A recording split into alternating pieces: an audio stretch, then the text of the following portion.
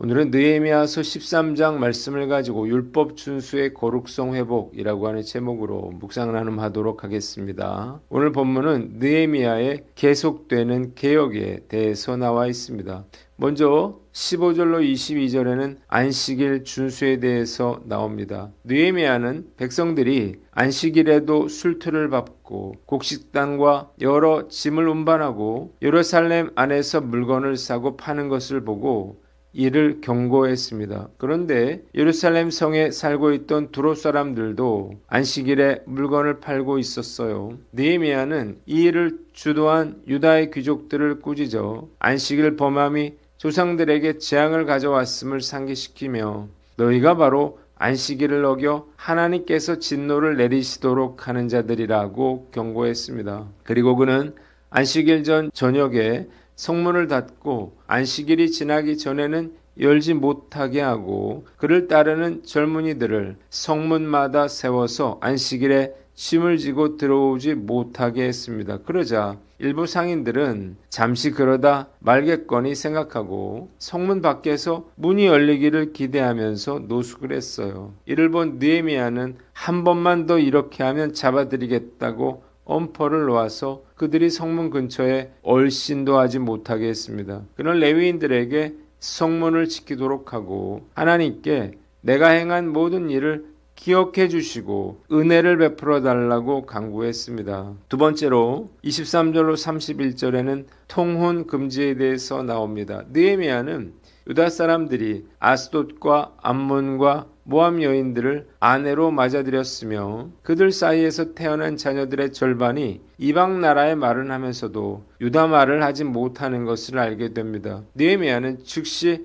그들을 책망하고 저주하고 몇몇은 때리고 심지어는 머리털을 뽑기까지 했습니다. 그는 백성들에게 이방 여인과 결혼한 솔로몬 왕의 타락을 예로 들면서 이방 여인과의 통혼이 하나님께 큰 악을 행하는 범죄임을 강조하고 그들의 딸을 주지도 그들의 딸을 데려오지도 않겠다고 하나님을 가리켜 맹세하도록 했습니다. 또한 대제사장 엘리야십의 손자인 요야다의 아들 하나가 호론 사람 산발랏의 사위가 된 것을 알고 그를 쫓아냅니다. 그리고 하나님 앞에 이 사실을 고하였습니다. 그는 이방 여인들과 함께 살던 제사장과 레위 사람들로 하여금 이를 정리하게 한 후에 제사장의 직무를 감당하게 했습니다. 느헤미야는 그러한 자신을 하나님이 기억해 주시고 복을 내려 주시기를 기도했다고 하는 것이 오늘 우리가 읽은 본문의 내용이에요. 첫째로 본문이 주는 교훈이 있는데 가르쳐 지키게 하라는 것입니다. 느헤미야서 10장 30절로 31절을 보면 백성들은 우리의 딸들을 이 땅 백성에게 주지 아니하고 우리의 아들들을 위하여 그들의 딸들을 데려오지 아니하며 혹시 이 땅 백성이 안식일에 물품이나 온갖 곡물을 가져다가 팔려고 할지라도 우리가 안식일이나 성일에는 그들에게서 사지 않겠고 일곱째 해마다 땅을 쉬게 하고 모든 빚을 탕감하리라 맹세하고 서명까지 하게 했습니다. 그런데 느헤미야가 바벨론으로 돌아간 1년 만에 백성들은 안식일을 어겼고 이방 여인들을 데려와 통혼했습니다. 느헤미야는 안식일을 어기고 이방 여인과 통혼한 자들을 강하게 질책하고 때리고 머리털을 뽑기까지 했어요. 이유가 무엇인가요? 안식일을 어기는 것은 안식일을 거룩히 지키라고 하는 하나님의 명령을 어겨서 언약 백성의 정체성을 부정하는 일이고 이방인과의 통혼 역시 이스라엘의 정체성과 여호와 신앙을 흐리게 하고 다음 세대에까지 영향을 미쳐서 공동체 전체의 영적 타락을 초래하는 일이기 때문이에요. 이스라엘 백성들은 과거에도 안식일을 지키지 않고 이방 여인과 통혼함으로 혹독한 대가를 치렀습니다. 70년 만에 다시 고국으로 돌아와서 성전과 성벽을 재건하고 맹세까지 했음에도 또다시 죄가 반복되는 현실을 보면서 느헤미야가 얼마나 분노했을지 이해할 수 있습니다. 본문을 통해서 반복되는 역사의 교훈 앞에서도 불순종을 멈추지 못하는 인간의 죄성이 얼마나 뿌리 깊은 것인가를 잘 알 수 있습니다. 영적인 개혁은 결코 단 한 번에 이루어지지 않습니다. 때문에 영적 개혁은 계속해서 이루어져야만 합니다. 목회자라면요, 이 사실을 가슴에 새겨 교회를 개혁해 나가는 일에 항상 노력해야 하는 것입니다. 사람은 변덕스럽고 자주 잊어버리기 때문에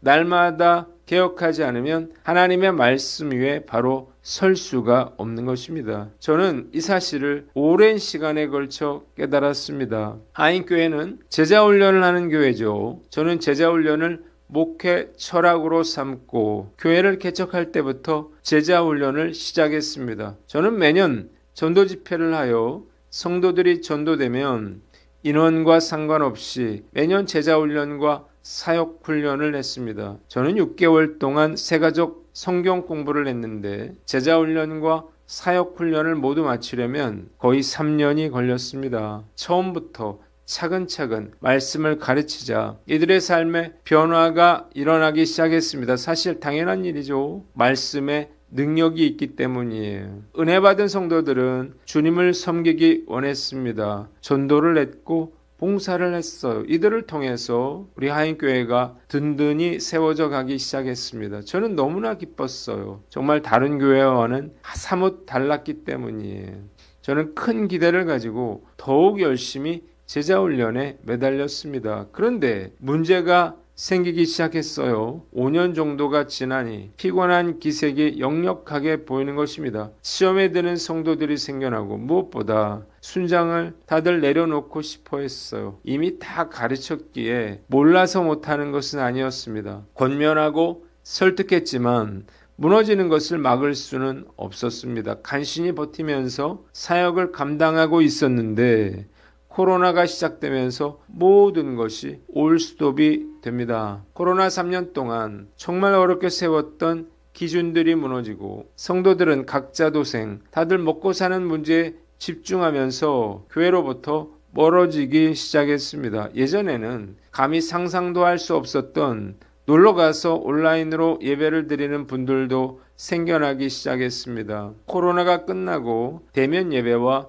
식사가 회복되었지만 순모임에 어려움을 겪었고 한번 무너진 제자훈련의 정신은 다시 일으켜 세울 수가 없었습니다. 우리 교회는 어느 다른 교회와 다를 바가 없었고 오히려 더 못한 그냥 작은 교회가 되고 말았어요. 저는 낙심했고 제자훈련을 통해서 신앙의 기준을 세운 것으로 의의를 두어야만 했습니다. 오카노 목사님이 제자훈련을 하면서 간과한 게 있다고 봅니다. 계속해서 새로운 성도들이 밀려들다 보니 제자훈련 이후에 그들이 어떻게 다시 제자리로 돌아가는지를 모르셨던 것 같아요. 증거가 있어요. 옥 목사님 은퇴 후에 사랑의 교회에서 벌어진 불미스러운 일들과 국제 제자훈련장을 맡았던 아들 옥성호 씨의 탈회심 사건이에요. 저는 19년 동안 제가 한 제자훈련에 문제가 있다고 생각하지 않습니다. 그보다 더 열심히 제자훈련을 할 수는 없었기 때문이에요. 저의 착각은요, 철저한 제자훈련으로 사람을 세우면 그 믿음이 어느 정도 유지되리라 생각했다는 거예요. 저는 제자훈련을 마친 성도들은 그 뒤로부터는 알아서 신앙생활을 잘 해나가기를 바랬습니다. 그러나 이는 매우 어리석은 생각이었어요. 성도들을 철저하게 제자훈련하는 것 정말 중요하죠. 반드시 해야 합니다. 그러나 철저한 제자훈련만큼 중요한 것은 성도들에게 말씀을 지속적으로 가르쳐 지키게 하는 거예요. 인간의 죄성으로 인해서 결국 무너질 수밖에 없기 때문이에요. 제자훈련 이후에도 계속해서 다른 성도들에게 관심을 가지고 무너질 때마다 다시 권면하고 믿음을 회복할 수 있도록 도와주어야 하는 것입니다. 사실 다른 사람들을 제자훈련하면서 이미 3년 동안이나 제자훈련을 받은 사람들을 적극적으로 돌보는 것은 결코 쉽지 않습니다. 시간적, 체력적인 한계가 있기 때문이에요. 그러나 결코 포기해서는 안 될 거예요. 지속적으로 느헤미야처럼 권면하고 책망하여 잘못된 부분들을 고쳐 나가도록 해야 하는 거예요. 지난 주일에 성도들에게 대대적인 신방을 하겠다고 선언을 하고 이번 주부터 신방을 시작했습니다. 하나님께서 저에게 감당할 능력을 주셔서 무너진 성도들을 다시 예수님의 제자로 일으켜 세워 나갈 것을 다짐해 봅니다. 두 번째, 기도의 사람이 되라는 거예요. 오늘 말씀에서 마음에 들어오는 것은 느헤미야의 기도입니다. 느헤미야로서도 이스라엘 백성들을 책망하고 때리고 쫓아내는 것은 결코 쉽지 않았을 거예요. 백성들뿐만 아니라 유력한 지도자들과 제사장들까지도 믿음에서 떠난 상황에서 느헤미야 홀로 외로운 싸움을 감당해야만 했습니다. 얼마나 힘들고 고통스러웠을까요? 느헤미야는 이런 일을 할 때마다 24절에 내 하나님이여 나를 위하여 이 일도 기억하시옵고 주의 크신 은혜도로 나를 아끼시옵소서라고 기도했고 31절에 나의 하나님이여 나를 위하여 이 일도 기억하옵시고 주의 큰 은혜대로 나를 아끼시옵소서라고 기도했습니다. 기도하지 않고서는요, 그가 할 수 있는 일이 아무것도 없음을 잘 알고 있었기 때문이에요. 하나님의 일에 쓰임받기를 원한다면 반드시 기도의 삶을 살아야 하는 것입니다. 기도해야 하나님의 뜻을 알 수 있고 하나님께 순종할 수 있으며 하나님의 뜻을 이루어 나갈 수 있는 힘을 공급받을 수가 있는 것입니다. 또한 기도해야만 절망적인 상황 속에서도 낙심하지 않고 평안과 위로를 경험할 수가 있습니다. 느헤미야의 기도가 정말 위로가 되고 도전이 되어 수많은 위기 속에서도 제가 무너지지 않은 것은 위기 때마다 하나님께 나아가 부르짖어 기도했기 때문입니다. 기도할 때마다 하나님께서는 저에게 담대함을 주셨고 모든 문제를 극복할 수 있게 해 주셨습니다. 그래서 제가 겪어야 했던 문제는 간증이 되었고 저는 정말 많은 간증거리를 갖게 된 것입니다. 기도를 통해서 다시 힘을 얻고 용기를 얻어 담대하게 하나님께서 저에게 맡겨주신 일들을 감당해 나감으로 새로운 간증거리를 써 나갈 것을 다짐해 봅니다. 기도하겠습니다. 하나님 아버지, 가르쳐 지키게 하고 느헤미야처럼 기도의 사람이 되게 하여 주시옵소서.